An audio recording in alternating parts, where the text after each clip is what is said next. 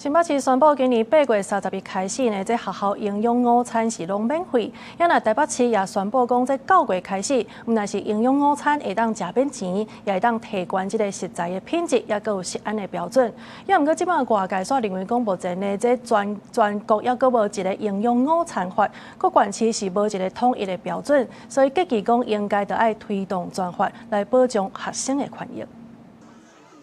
學生囡仔咧食營養午餐，毋但食較安心，嘛通減輕父母的負擔。那即馬全國22個縣市攏免費啊！新北市長侯友宜宣布，為今年8月30日開始，新北市的各中各小營養午餐攏免錢，逐頓補助75塊，按算逐年會當替家長減輕大約12000塊的負擔，攏總32.3萬的學生受惠。那經費部分需要48.4億，今年會先貼的方式來處理，明年才會列入正式的預算編列。學生的營養午餐的這個部分，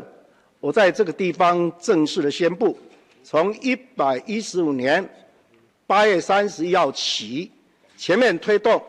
新北市公私立國中小營養午餐免費。另外，台北市市長蔣萬安拜四嘛宣布，9月開始，唔但有免費營養午餐，嘛會提升食材品質甲食安的標準。蔣萬安講，台北市準備成立食安甲營養教育推動辦公室。請營養師來監督。另外，各間學校每禮拜上無提供一擺澎湃的，譬如講雞腿、魚排等等，而且每禮拜攏會食到本土的海產。我們不只要讓孩子吃得飽，也要吃得好。因此，我們在菜單的設計、料理、烹調的方式上面全面優化。我們每一週的精選餐，我們會完整一整片的肉排、魚排。